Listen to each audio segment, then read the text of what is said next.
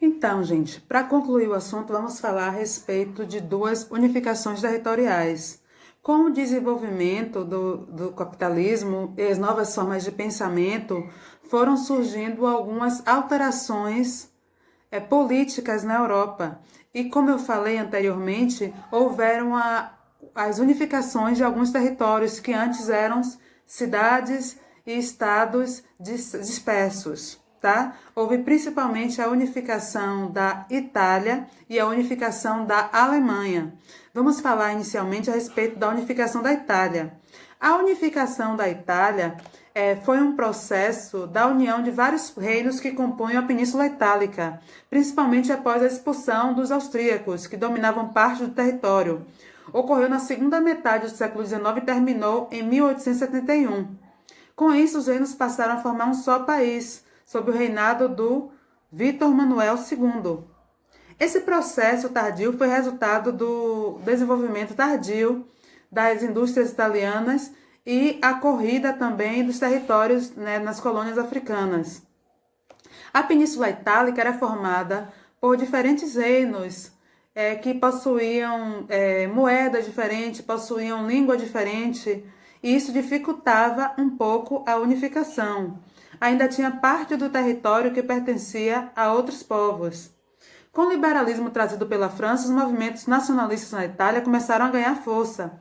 Contudo, algumas derrotas sofridas na Revolução de 1848 fizeram com que esses movimentos se enfraquecessem, só reacendendo em 1850, quando houve o movimento do Ressurgimento, né?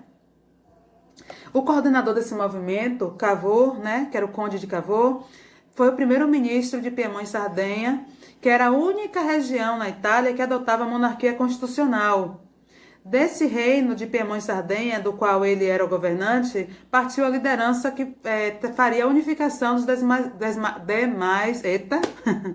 dos demais reinos da Península Itálica, liderada pelo Conde de Cavour, que liderou também a expulsão dos austríacos desse território e combateu os franceses, quando esses tentaram conter essa unificação italiana com medo da concorrência.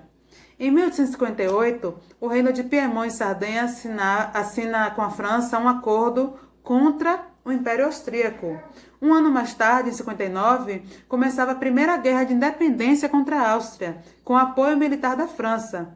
A França se retirou da guerra depois que a Prússia ameaçou impor uma intervenção militar, e o reino de Piemont e Sardenha foi obrigado a assinar o Tratado de Zurique em 59.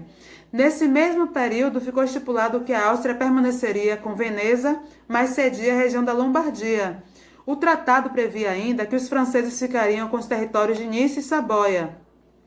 Uma guerra paralela movida por Garibaldi, aquele que era esposo de Anita Garibaldi, daqui da Revolução Cisplatina, da Revolução Farroupilha, resultou na conquista dos ducados da Toscana, Parma e Módena, além de Romagna. Os territórios foram incorporados pelo reino de Piemont e Sardenha após a realização de um plebiscito em 60, surgindo assim o reino da Alta Itália. Também em 60, Nápoles foi conquistada após um ataque de Garibaldi ao reino das Sicílias. Os estados pontifícios foram estabelecidos na mesma época e resultou num movimento que ligou as duas Itálias, porque antes tinha a parte sul e a parte norte, que era separada. Esse momento aí, em 1861, se criou um reino da Itália unificado. Porém, faltava anexar o território de Veneza, que ainda era ocupada pelos austríacos, e Roma, onde o imperador Napoleão III mantinha as tropas para proteção do Papa Pio IX. Se antes a França foi aliada, agora era a contrária, porque ele temia um surgimento de uma potência ali perto das suas fronteiras. Um movimento paralelo traçado pela Prússia tentava promover a unificação alemã, que vamos falar mais tarde. Aliado da Prússia, a Itália recebeu Veneza, mas foi obrigada a ceder Tirol, Trentino e também a Ístria para o Império Austríaco, no caso. Somente em 70, quando explodiu a Guerra Franco-Prussiana, o exército italiano pôde entrar em Roma devido à derrota dos franceses naquela guerra. Ao fim desse processo, a Itália unificada adotou o regime da monarquia parlamentarista E aí, quando Roma foi anexada em 70, o Papa Pio IX declarou-se prisioneiro na cidade do Vaticano e se recusou ao reconhecimento da unificação. Em 1874, o Papa proibiu os católicos de participarem da eleição que votaria o parlamento. Esse desencontro entre o governo italiano e o Vaticano foi denominado de questão romana. O problema perdurou até 1920 e foi solucionado com a assinatura do Tratado de Latrão, durante o governo de Benito Mussolini. Nesse tratado, a igreja indenizaria, seria indenizada, melhor dizendo, pela perda de Roma e teria concedido a ela a soberania sobre a Praça de São Pedro, reconhecendo, entretanto, o Estado do Vaticano como uma nova nação e reconhecendo a Itália e seu governo como um Estado independente. A unificação da Itália fez surgir um Estado unido sob a monarquia constitucional. Dessa maneira, o país iniciou sua expansão territorial para a África. Tá?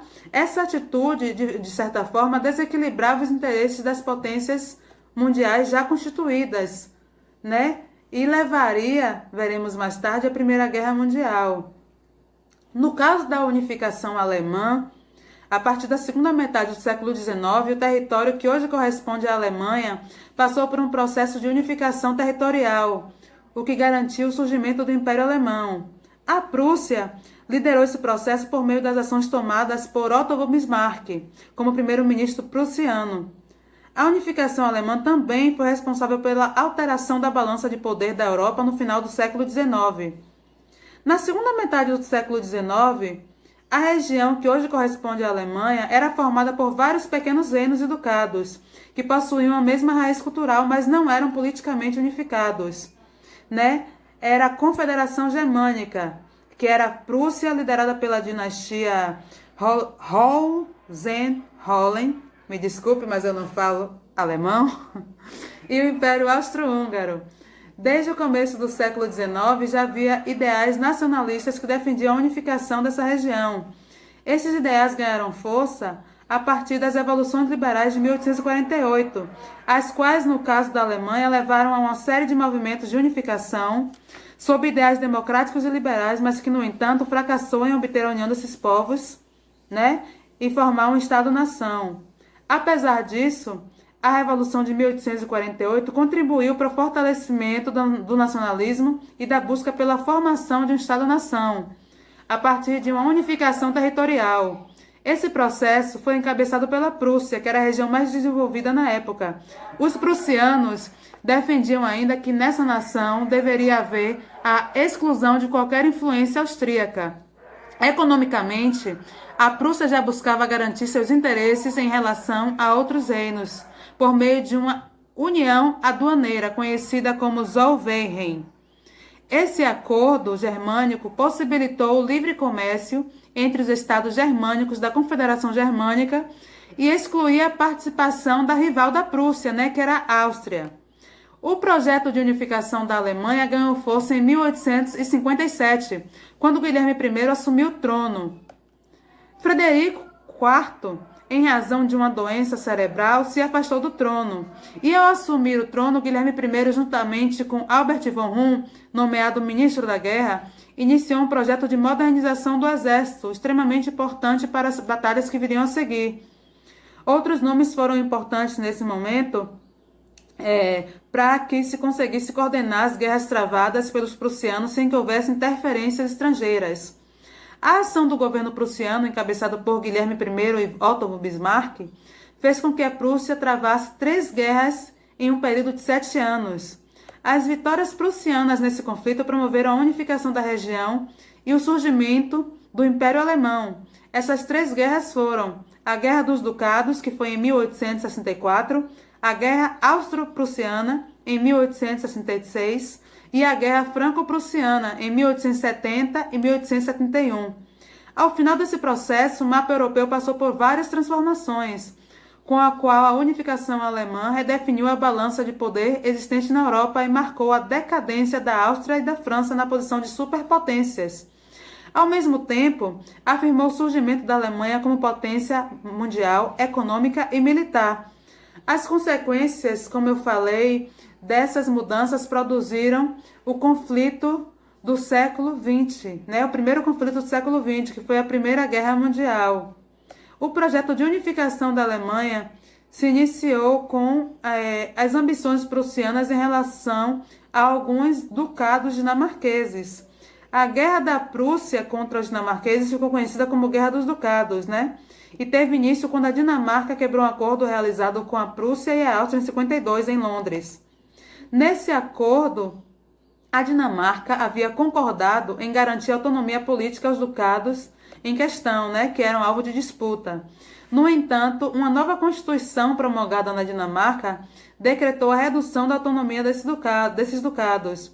Dessa forma, isso foi utilizado pela Prússia como pretexto para invadir a Dinamarca.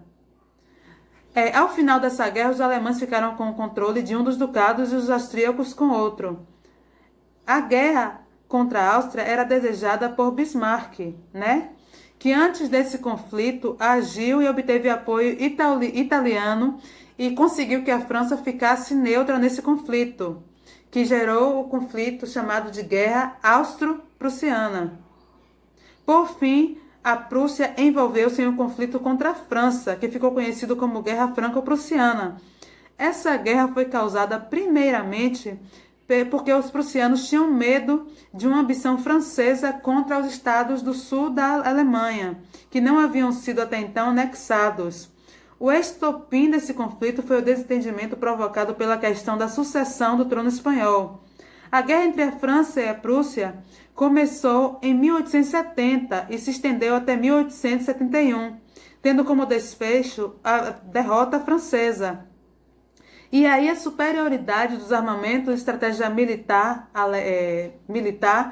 garantiu uma vitória para o Império Prussiano. E a derrota francesa foi vista com maus olhos. E só depois dessa guerra franco-prussiana, a unificação alemã foi concluída. E assim formado o Segundo Reich, ou Segundo Império Alemão, com a proclamação de Guilherme I como Kaiser, né, como imperador, e Otto von Bismarck seguiu como primeiro-ministro após o surgimento do Império Alemão.